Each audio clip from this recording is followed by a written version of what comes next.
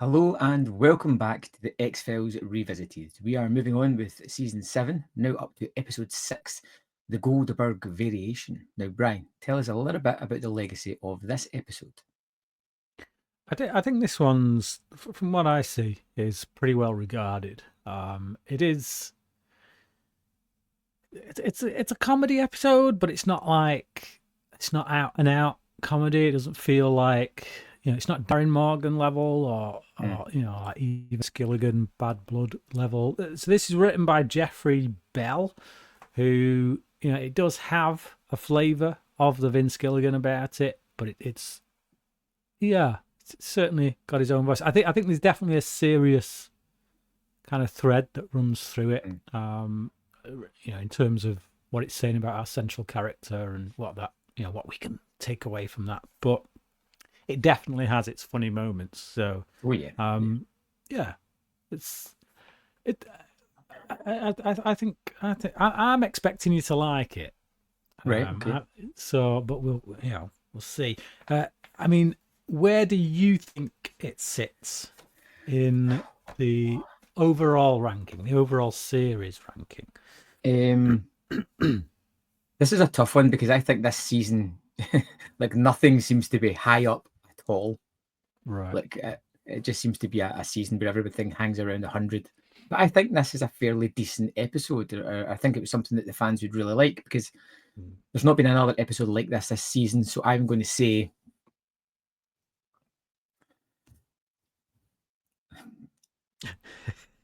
67. Hey! Yes, did I get it? 67. Yeah, there you go, 67. And do you know what? What? The perfect episode to get it.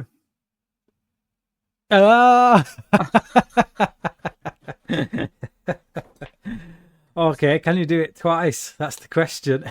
Right. Season 7. Where do you think it ranks in season 7? So 22 episodes. Where's the Goldberg Variation going to sit?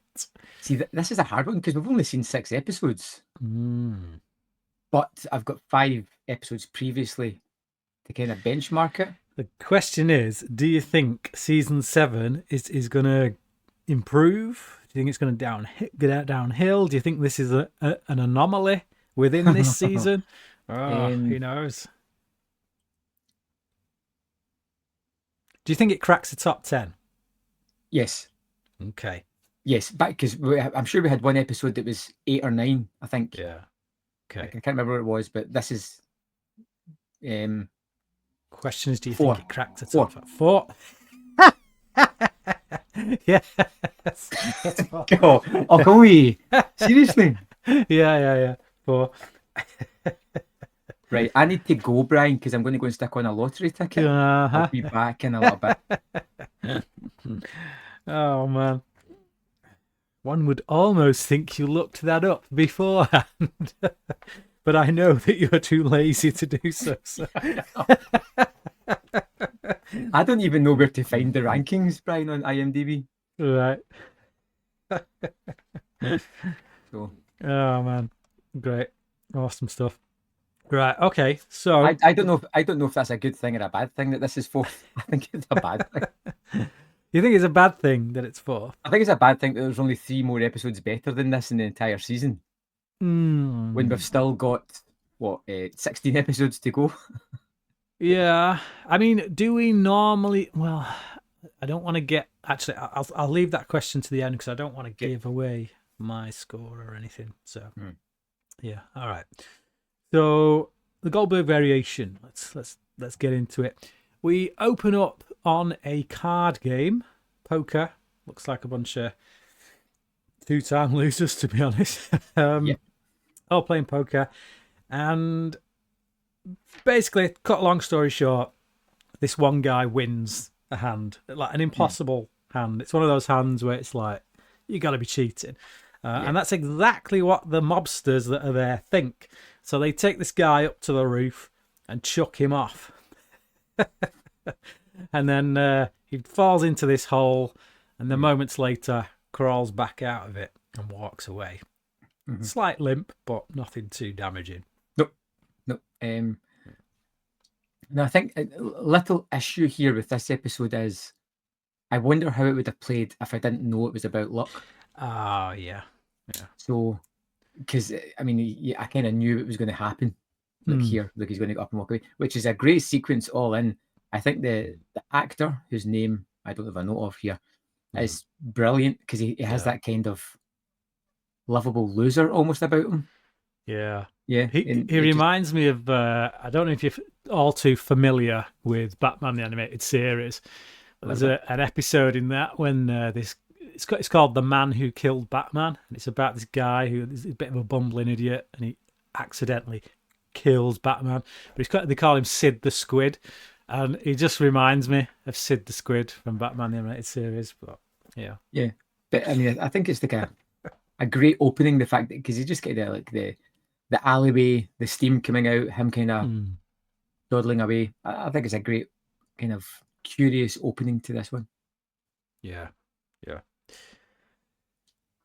So Mulder and Scully meet in the street. Scully's waiting for him, and Mulder comes up out of the street in like a lift, which is just a little bizarre, to be honest. Just incredibly, only in America, I guess. I don't know. Just I find it a bit weird that a lift comes up out of the street. So they're outside. My question is, Brian. Sorry, my question is, how long has he been waiting to do that? Like really, it's waiting for it to turn up. So, so he can do this cool entrance. Yeah, it does seem like something Mulder would do. So turns out they're outside Jimmy Catrona's apartment, and Jimmy Catrona being the gangster that had Sid the Squid thrown off the rooftop. So the stakeout apparently that was on him, because obviously he's a known mobster, he happened to have eyes on him, happened to witness the whole Wile E. Coyote routine, as Mulder calls it. And I like how in this one it's just a joke, but it's actually Scully that gets it on the money. Because Mulder says maybe Mulder goes to some kind of superpower, like some kind of ability, like a physical ability or something, and then calls him Wile E. Coyote, and then it's Scully who says, "Oh, maybe he's just really, really lucky." And she actually, you've just got it, Scully. You've literally just. What I love about this is fantastic. It's hilarious. It's a great kind of switching roles. But it's like Mulder's like, it's a superpower. He's quick regenerative skills. He's all these kind of superhuman things. And she goes, maybe it's just luck. And he is incredibly dismissive. That's it. Yeah. That's your scientific discovery. He just berates her, even though he's just suggested something that's so fantastical, like nobody in their right mind would believe it. Yeah, but and it's great because normally this would be the two would be reversed. Yeah, and yet Mulder's theory would be right. And it's just like, Scully in this case is actually right, and he's actually going to have to swing over to that side of the fence. It's these kind of things I like. Is Scully just right, or is it just a bit of luck? Everything kind of leads into things that are lucky throughout this episode, even though it's not pointed to and said. Which I think was terrific. Yeah, I mean, clearly Scully doesn't say it as a genuine, this is her theory, this is what she believes. She just cracks a joke. It's just so happens that joke is true. Anyway, they find an eyeball. As you do. A Columbo eye. Glass eye. Turns out this guy, Sid the Squid, Henry Williams, his name is, he's got a glass eye and it fell out. Obviously popped it when it fell down. And it fell. Into a hole. Yeah. And obviously it turns out it seemingly fell onto a nice, soft, cushy kind of big, huge basket of blankets. So Henry Williams' apartment, there's Mulder and Scully go in, but they get stopped by this woman who's like, "It's an emergency! Come and help! Come and help!" So they're like, "What's going on here?" And it turns out she just got a water leak. And she basically hands Mulder the wrench and is like, "Get to it then!" Go on. Just gender roles and all that. Yeah. So Mulder blows a gasket, then falls through the floor. So basically, all the water's leaked out. made the floor weak, and he just goes crashing through it. And he's like, Henry, I presume, because he's hiding out underneath the apartment in some some vacated room. Yeah. So, all very funny. And the basic gist is like, he says, I'm not testifying. He's hiding. He doesn't want to go to the police. He doesn't want to testify. He just feels, it looks like he's being cowardly, basically, at this point. Which he is. Yeah, to a degree. But I think he's also trying to save people because of the whole, good thing for me, bad thing for someone else. So, so he says, I'm not testifying, and then we see a little model that he's made, and Mulder kind of plays it. And Mulder gets super excited. I love Mulder's excitement from this toy that Henry has created. It's basically one of those knock-on effect toys where you start with a ball and things just fall down, throw things over, spin things around, and he says, can I do this? But doesn't even wait for a response before he's clicking the switch. Just just... but it's like I love how he asks Henry, like, what's it about? What's it about? And Henry's like, it's just a toy. And then Mulder's like, no, it can't be. So he's looking, and it's like, it's cause and effect. That's what it's about. And Henry almost looks disappointed that Mulder has given it some meaning. It's like... it's just a toy. Yeah, because to him it probably is just a toy. But it's annoying that I think that he is in some way outworking his whole existence within this toy, because his life has become a series of cause and effect moments. And maybe that's not why he made this toy. Maybe he's always made these toys just for the fun of it. But now it's a little bit, a bit like a bit like when people read things into films that aren't there. Yes. And it's almost like, and it's so annoying. Like for me, it makes me roll my eyes. Yeah. When someone comes up with this nonsensical theory just to try and make a film match a particular worldview, and you're kind of like, oh man, it kind of feels like that. And I feel like Henry here is just like, no, you're not making my toy resemble my life. It's got nothing to do with it. It's a separate thing. But it's quite funny. Anyway. On a side note about the film theories, like, I find these fantastical. There is an extra I've seen recently on a disc, Deep Blue Sea, where they try to turn that film into almost gender politics for today. And it's giant sharks eating people, and you're just like, how can this film from 1999 be transported into this? And you're like, this is a complete misinterpretation. Anyway, side note. The best ones on Letterboxd. If you go on Letterboxd, literally look at the top reviews for any movie, and one of those top reviews will be some kind of LGBTQ representation theory about any movie. It doesn't matter what the movie is, somebody will have drawn some kind of LGBT thing in there. It's always when somebody grabs like a movie from like 1982 and says, this is quite clearly talking about today's politics. And you're like, how? Looking at it through a modern lens. Yeah. Oh man, good grief. So Mulder and Scully take the stairs as a hitman exits the lift. Mulder forgets his keys, however, and has to go back in. So he buzzes the door just as the hitman is about to shoot Henry. And the buzz from the door makes him jump. He turns, fires his gun, which alerts Mulder and Scully.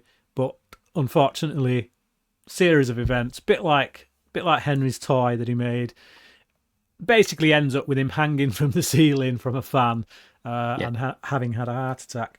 It's, again, this is like, it's all the kind of luck things throughout it. Like, unlucky they missed the lift, unlucky they forgot their keys, but lucky they pushed the doorbell when they did, type of thing. And lots of this felt like Henry was the kind of epitomizing Final Destination. He's kind of these fate.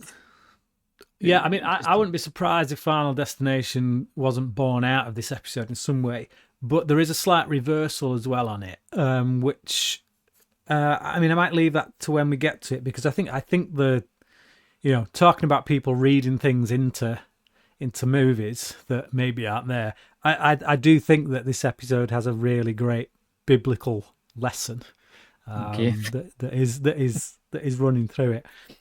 So yeah. Angelo Bellini is the name of this guy hanging from the ceiling, and Mulder does a walkthrough. Basically, talk through what he thinks happened, and we see like a visualization of it. He manhunters it. Yeah, he manhunters it basically, and then who should come running up to us but one little baby Shia LaBeouf? Yeah. I so don't remember him being in this episode at all. I was like, he comes on, I was like, is that? No, it is. It's Shia LaBeouf. Excellent stuff. So he is playing the son of the woman who'd asked Mulder to fix her pipes. Yep. And Scully goes to speak with him. It turns out he's got a liver problem, and he's basically needs a donor. He's waiting on a donor. And Henry built him one of his toys, which once again Scully in this instance really gets excited by. She just turns into a little kid when she sees it, and she's like, neat. So, but she looks at that, and jumping off the back kind of to some degree of what Mulder said in his oversimplification of it's cause and effect. Scully's kind of has this talk with him, and he says that Henry once told him that everything happens for a reason, only sometimes it's hard for us to see. Yeah. And that really encompasses the whole biblical idea that I was talking about, which is the notion that God works all things for good. Which that's a quote from the Bible, and a lot of people wrestle with that, particularly when they're going through suffering. One of the Christian perspectives on suffering is this notion that when you're in it, you can't see the purpose from it, and when you're out of it, looking back, you can see that actually God did something with that. Now, obviously, if you're an atheist, fair enough, you poo-poo that, but just as a Christian idea, that is summed up, I think, beautifully in this conversation here with what's going on, and throughout the whole episode, where things look like it's bad luck, things look like it's things that are causing misery, things look like people are just suffering, and yet God's doing something from it. Or, if you don't want to call it God, whatever power is behind this luck is doing something with it. And it's only when you get through it, when you get through all the bad stuff, the bad luck, that you actually realise, actually that was going somewhere. It was leading to something that was actually a good outcome. Obviously, that speaks to me in quite a big way, and it just makes me appreciate this episode all the more. So, Scully asks Mulder, why not just enter the lottery? And then they walk away, and the camera kind of pulls in on a grate where Henry is hiding behind it, and he's bing, light bulb moment. He's just heard them. Yeah, and I think this is the moment when everything becomes super clear about where the story is going and why it's happening, like why Henry's trying to fix or get the money. I think it's all clear. But in my mind, because like me, you've probably seen so many TV episodes that you kind of guess where it's going to go. But my thought was that Henry was going to be the donor. Yes, that's it. I was just going to say the exact same thing. That's what, and I'd seen it before. Obviously, I've seen the episode before. I totally forgot that that's not where it goes. But it's a huge red herring, and I think they set it up to make you think, Henry's going to end up being the one that gives, he's going to have the right blood type, and that'll be the purpose of his life, is to give his life for this kid. So yeah, that is where I thought it was going, to be honest. So Henry speaks to the kid, and he tells him that there's something he's got to do. So you see here that Henry clearly loves this kid, even though it's not his own. And he's a nice guy. That's the thing. He's a genuinely nice guy, and he does things for altruistic reasons. Even again, like I say, hiding is done for altruistic reasons because he's worried that he's going to hurt someone. So Henry has no records, apparently. Mulder does, however, manage to find a newspaper clip from a 1989 plane crash in which Henry was sat in seat 13 and he was the only survivor. The question is, why now? Why use his luck now? And Scully should know the answer, I think, in that moment.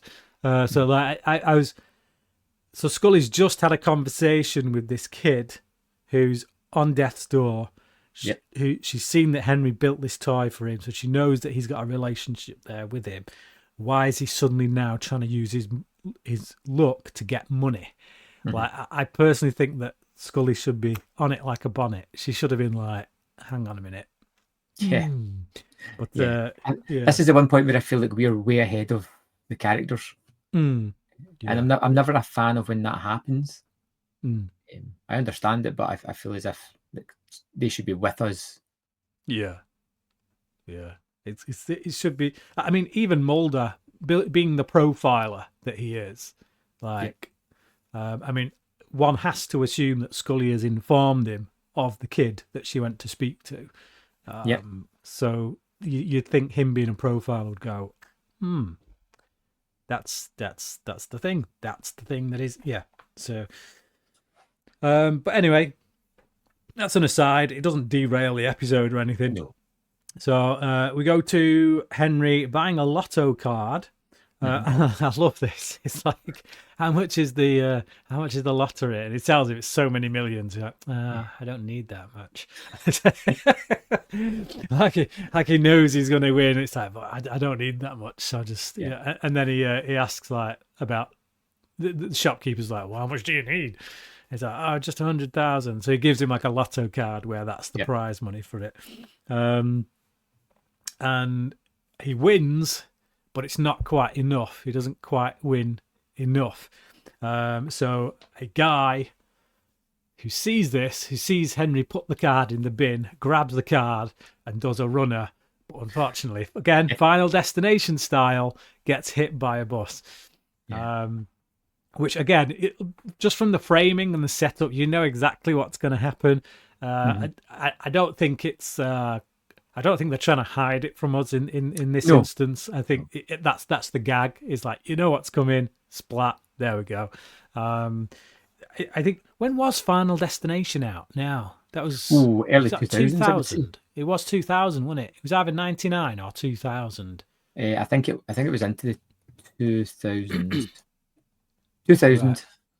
2000. Right. So this episode came out before Final Destination, or same year. I think same year, isn't it? This is January. I think this episode came out January 2000. Okay, so just beat Final Destination to the punch, but I think that's one of the reasons why when I saw Final Destination, I was one of the few people in the cinema that didn't jump when that character gets hit by the bus.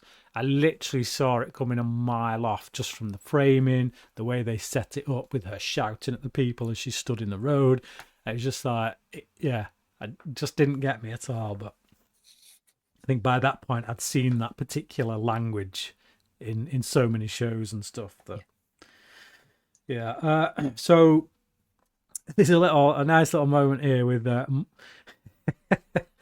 so the shopkeeper is being interviewed by Scully, and he's got the card, and he says that the guy's last words were, "Maurice, I want you to have this."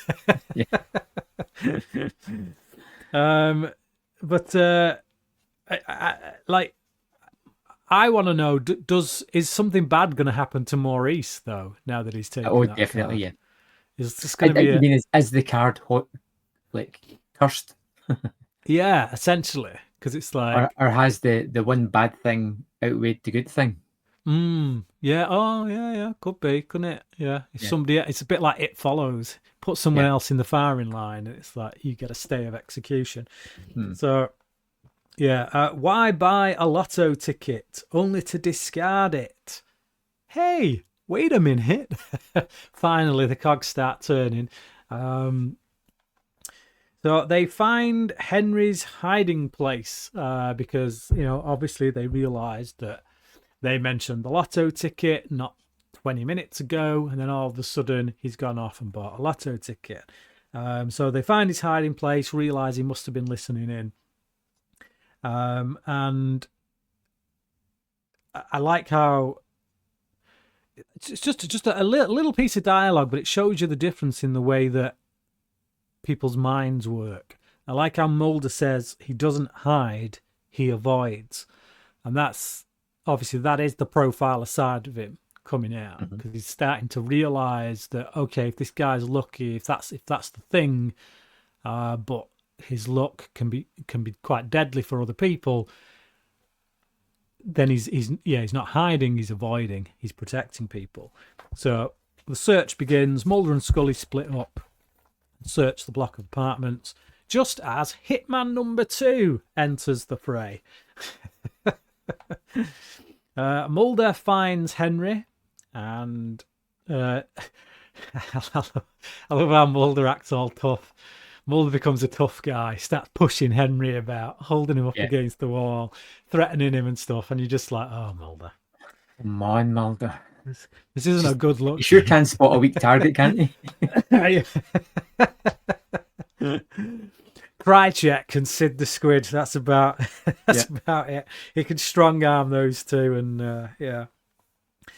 So there was I was reading an interview recently. It was like an old interview or something, in which David Duchovny, I think it was around about season 6, he asked for a few more moments where he gets to rough up people, because he was tired of looking like the pussy who always drops his gun.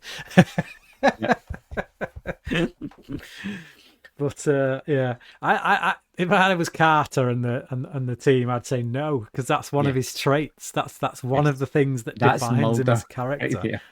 Yeah, that is Mulder. So anyway, the hitman enters and regrets it as Henry's luck kicks in, but Mulder does get shot. The hitman ends up getting killed from a ricochet. And they end up in hospital. So we go to the hospital, and Mulder's cottoned on now. He knows what's going on, so he's going to test Henry. So he's like, Henry, sit down. Let's do something. We need to do a card game. So he does this card game to test Henry's luck, and I can't remember. Does the card? Is it unlucky for him? I can't remember. He beats Mulder twice, and then he turns a card over as he leaves. Yeah. And then Scully turns the card over, and she's beat him. Yeah. So it's. I was just trying to remember how the game played out. So Mulder turns a 7, and then he turns an 8, and then Mulder turns a king, and he turns an ace. Yeah. And then he turns a king and leaves, and then Scully turns an ace. How's that for a memory? That's pretty good memory. That's like, you should take that to the casinos, because count some cards. Wow. Yeah, but so basically, just it proves that, well, in Mulder's eyes, it proves that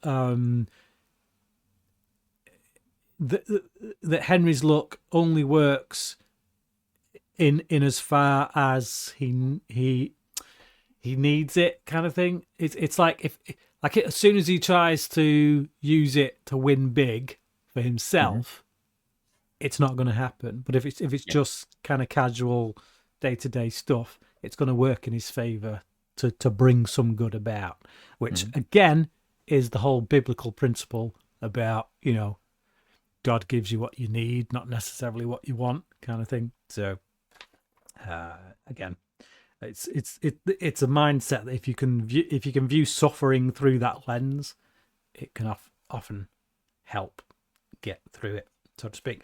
He needs the money for Richie is the basic gist of their conversation. Scully calls Mulder irresponsible for feeding the delusion, and Mulder says he's doing a better job on the mob than the FBI. Which is funny. Yeah. Scully beats Henry's hand just as the mob guys spot him. Mulder runs to save him, but Henry gets hit by a truck.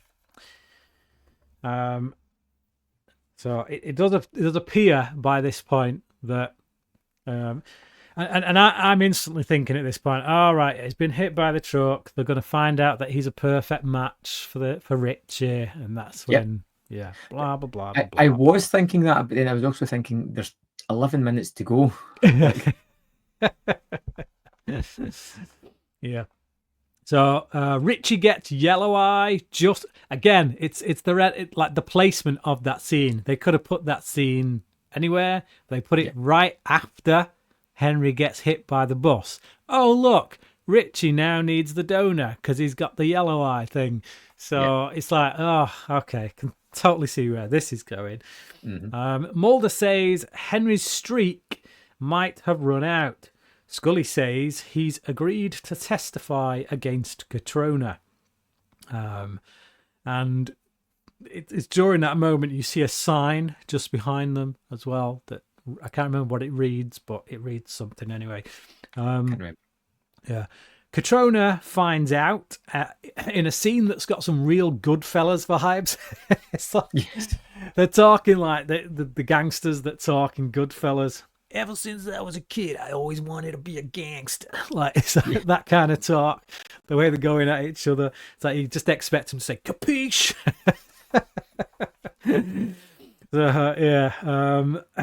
Great stuff. But basically, Catrona finds out. His lackey comes in and tells him what's gone on, and they decide that, like, basically when I say find out, he finds out that he's going to testify. So Catrona's like, okay, we need something. We need leverage. What can we do? So and then his gangster buddy's like, well, he's very pally with the kid and his mum from the apartment. So all right.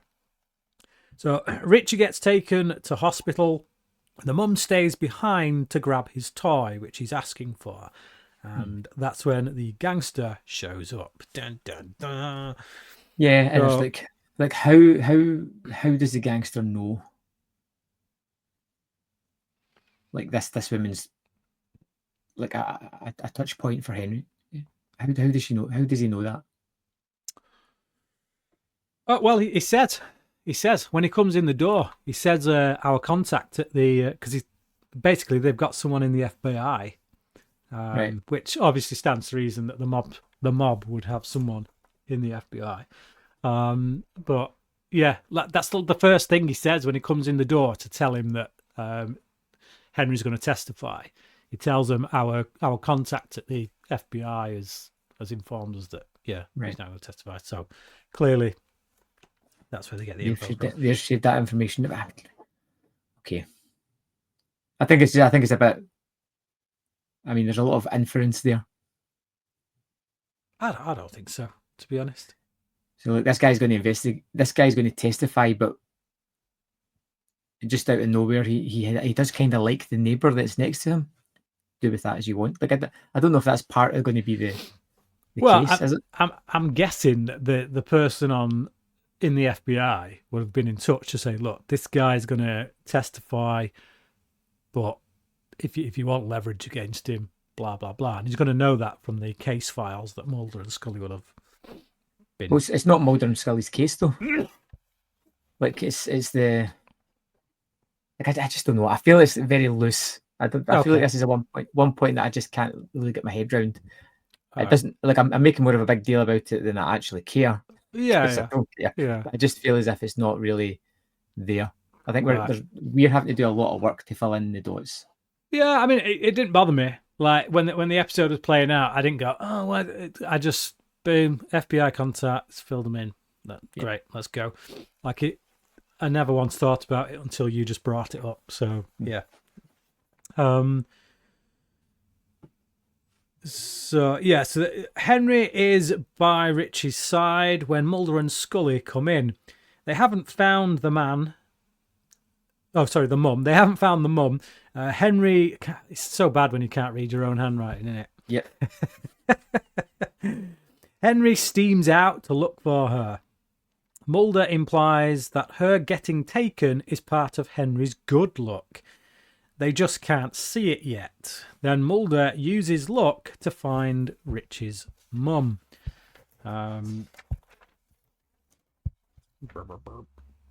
Henry goes directly to Catrona to ask him to let Maggie go. But Catrona thinks he's Joe Pesci. He's like proper. Yeah. He goes full on Joe Pesci mode. I expect him to kind of stick Henry's head in a vice and start pulling the thing. So his plan to torture Henry goes horribly wrong for him as it blows out. So basically, again, another one of those chain of events that basically takes him out as well as the lackey. Yeah. It blows out the sign in the hospital because basically takes the electric out in the city for a moment. Yeah. Blows out the sign in the hospital, which now reads the same as the business that Mulder first picked when he tried his luck. So a couple of scenes ago, when they decided they were going to go and try and find him, he opened the phone book and said, we'll go with the first thing, and it was just like some random shot that's like, oh no, it was a child's nursery, wasn't it? And it was like, yeah, maybe not. That's going to be the last cover front for a mob boss. So we'll go again. So he does it again, but it turns out that was part of the process. Part of the design. The sign's been blown out behind him, and it now reads the same name as the children's nursery that Mulder first put his finger on. So it's kind of, you can read that as just that's a luck thing, or you can read it as God winking at him saying, look, I'm really in charge here. So Catrona is a perfect match, it turns out, for the kid, and so he will become the donor. And obviously that leaves us with I can't remember if it's Scully or Mulder or whoever it is who says maybe everything does happen for a reason. So yeah, there you go. Wrap up. Yeah, I think this it's a kind of carefree episode. It feels kind of whimsical and fun, and there's no real there's no real antagonist here. I wouldn't say you can maybe look at the mob guys, but they never at any point feel lethal, or they're going to succeed. So it kind of, like you say, they feel caricatures of wise guys.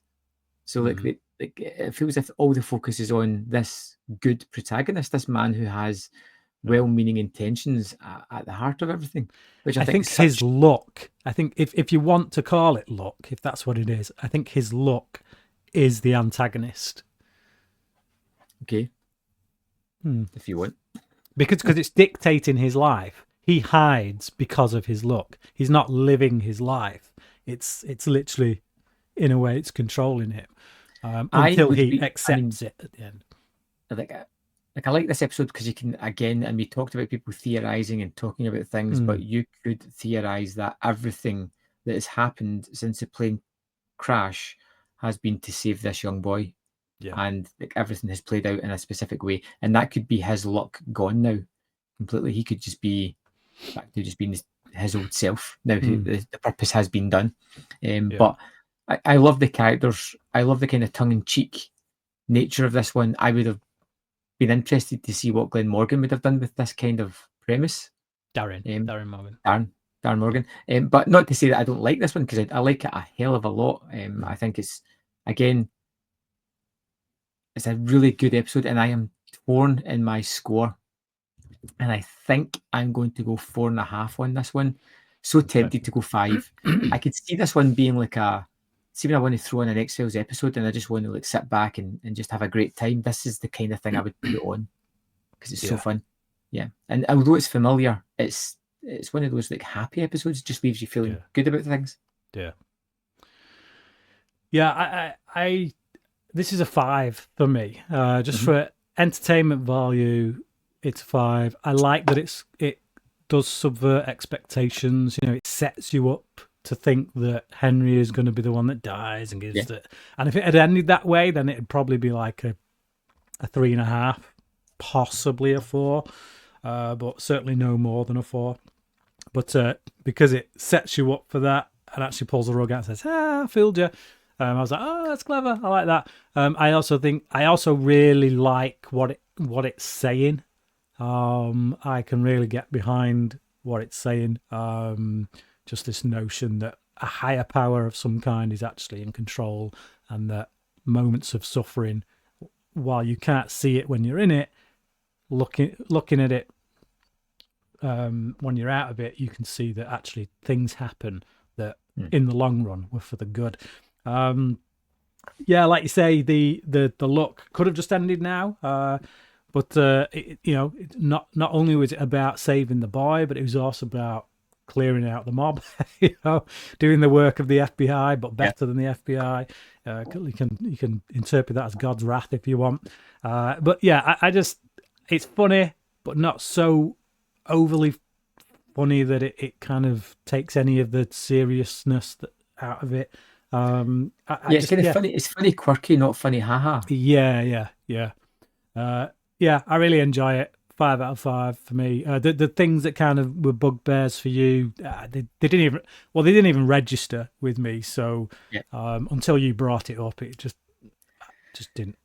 It's silly things in my mind. It doesn't detract from the episode at all. But even when you think back to the start, when they've got people watching this building, they see somebody being thrown off it and landing, and yet nobody's like got the guy before he climbs out of the sewer or go and checks on them. Things just like, it just seems weird. But I don't care. At the same time, I don't care either.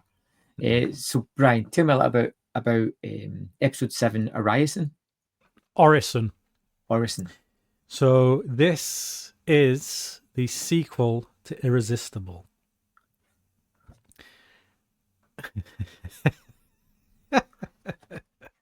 Fantastic.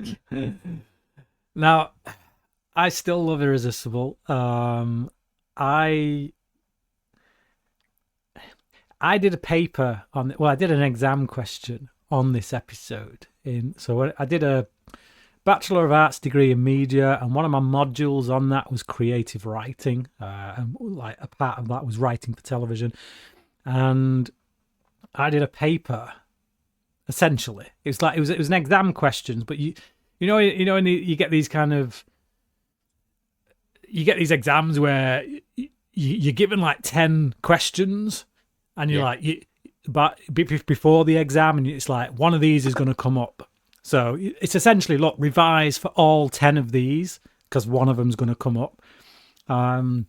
So I revise and all that kind of stuff, and one of the questions, and I can't remember what it was now, but I did. It basically made me do a paper on this, and it was all about how. I can't remember. Either way, that paper or that exam question got me a first mark in that module. So, and it was all about this episode. I was using this episode as an example to show how modern movies and TV shows do particular things. And it's. I love the episode.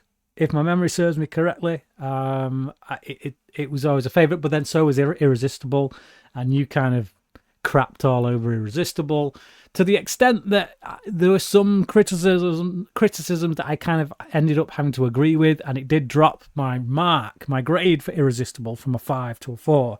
So whether that happens with Orison, I don't know. I'm wondering if you're going to like Orison a lot more than Irresistible, because there are certain threads it picks up with from Irresistible that you didn't like, which I think it then kind of corrects in some ways. But I don't want to say any more than that because I don't want to ruin it. So there you go. Okay, so would you suggest going back and revisiting Irresistible? Because what season was that from again? Was that was season 2? Yeah. Yeah. So like we've never had a sequel to an X-Files episode this far after the fact. But yeah. The episode.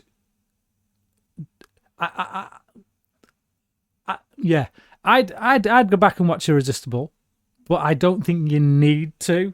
I think the episode says enough. It kind of gives you enough exposition in there to show you where you're at, where you need to be. But I just think as an exercise, it'd be good, I think, to go back, watch Irresistible, and then watch this straight after. Yeah, I think I'll do that, because I've pretty much wiped Irresistible from my memory. So it's time to rip open those scars, I suppose. Do it, because I'd be interested to see if your opinion changes at all. So yeah, you can give us your thoughts on Irresistible at the start of next week's episode. Yeah, so if you join us next week, you will get my one-word review for Irresistible, which I'm sure you'll be dying to hear. As always, we appreciate your listenership or watching us on YouTube. If you want to support us, you could like the video, you could rate us on whatever podcast service you use. It just allows other people to discover us and our passion for the X-Files. And we'll see you next week for Orison.